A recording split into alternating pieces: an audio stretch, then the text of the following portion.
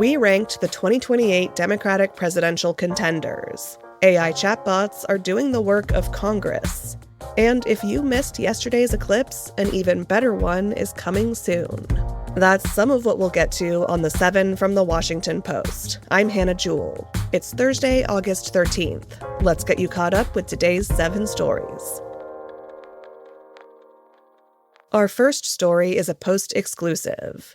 The CIA was skeptical of a threat to President Donald Trump before his plane switch. Last month, Trump secretly left Air Force One in a catering truck when departing from a NATO summit in Turkey. He switched to a smaller aircraft, unbeknownst to the media and many White House officials. The covert operation was set in motion following a threat from Iran relayed to the CIA by the Israeli government.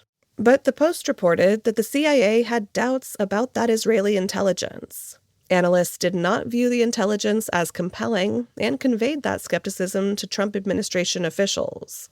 The Iranian threat to kill Trump and other senior U.S. officials has been a major concern for years, heightened since the start of the Iran war this year. Some U.S. intelligence officials saw Israel's sharing of the warning as designed less to inform than to influence the president's decision-making.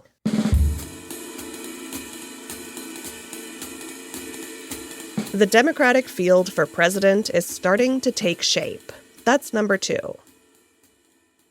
There are more than 2 years to go until the next presidential election. But behind the scenes, contenders from both parties are busy working out whether or not it is viable for them to run.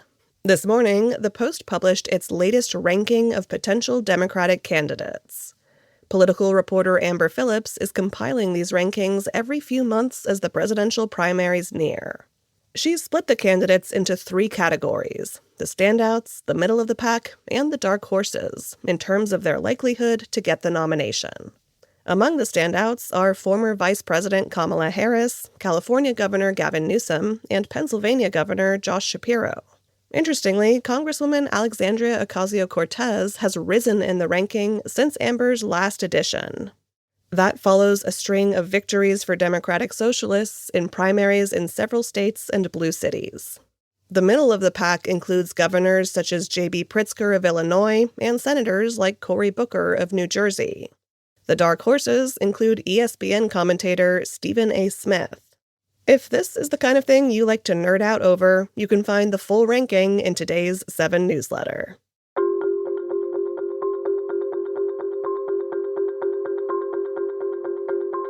Number 3. Chatbots are doing the work of Congress with little oversight. This summer, a staffer for Representative Anna Paulina Luna made a pretty embarrassing mistake. In a summary of a proposed amendment, they copied a chatbot's answer, timestamp and all, and pasted it into the public record of the National Defense Authorization Act. It even included the phrase, "Claude responded." A screenshot of the garbled text circulated on social media, but Luna, a Florida Republican, defended the mistake, saying most staff use AI. She is right. Across the Capitol, lawmakers and staffers are using AI to write speeches and news releases, sort constituent mail, prepare questions for congressional hearings, and draft amendments. Both chambers of Congress have cleared members and staff to use chatbots for official work. But lawmakers now face a key question. How much of their responsibilities are they willing to hand over? The new frontier has left some lawmakers pondering how to proceed.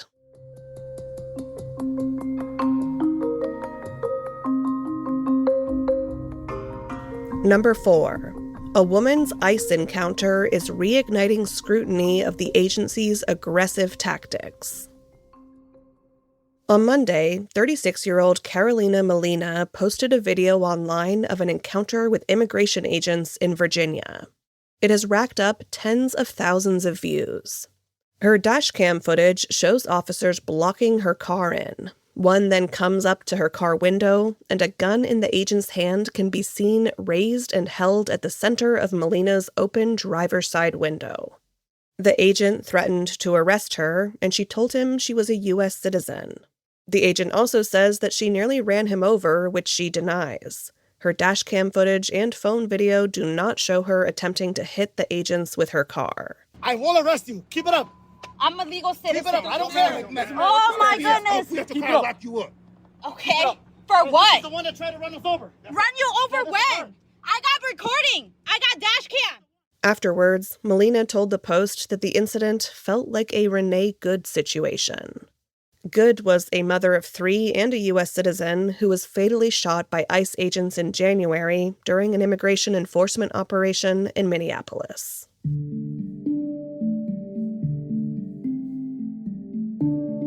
Prescription drug prices recorded their sharpest drop in more than 60 years. That's number 5. Overall medical costs have continued to rise for Americans. But according to Bureau of Labor Statistics data released yesterday, prices for medicinal drugs fell 2.7% over the 12 months ending in July. And prescription drugs fell by 3.1%. That's the steepest annual decline since March 1963. The White House took credit for the news, saying it came down to Trump's efforts to slash drug prices. But there are other factors at play, like a Biden-era policy that requires Medicare to negotiate prices for some popular prescription drugs. Also, cheaper versions of GLP-1 weight loss drugs have contributed to the drop.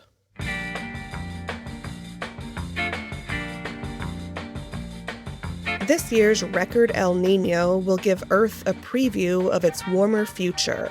That's number 6. This El Niño climate pattern is not just going to be strong. It could be the strongest ever. Ocean temperatures in the central equatorial Pacific, where El Niño's strength is measured, have already broken records for 75 days straight. That will do more than just shift and enhance patterns of heat, extreme rainfall, and drought around the world. It will also offer the planet a vision of the late 2030s. That's because it will temporarily push global temperatures to levels that might not otherwise be reached for another decade or so. According to one analysis, there's a 95% chance that 2027 will be the planet's hottest year on record. The combination of El Niño and climate change could spike global temperatures to around 1.76 degrees Celsius above pre-industrial averages. That's just over 3 degrees Fahrenheit.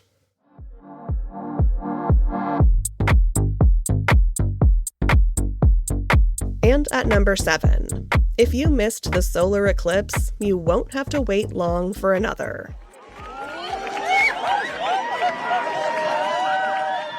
Those were the cheers of onlookers in Oreja, Spain, as a total solar eclipse swept across parts of Greenland, Iceland, and Spain yesterday. A partial eclipse was also visible from parts of the U.S. If you happened not to be in Spain and have a little solar FOMO, get planning now. Another total eclipse will take place in less than a year's time next August. The path of totality will pass over the Strait of Gibraltar, Libya, and Egypt, among other places. It's going to be a spectacular one. Egypt may have the best view. Luxor will get 6 minutes and 23 seconds of totality. Because of the vast deserts in Egypt, weather prospects are superb. And the sun will be almost directly overhead, so viewers will be able to lie on the ground and stare upward during totality, maybe even among some ancient Egyptian ruins. That sounds like a once-in-a-lifetime trip. So make your bookings now, and maybe I'll see you there.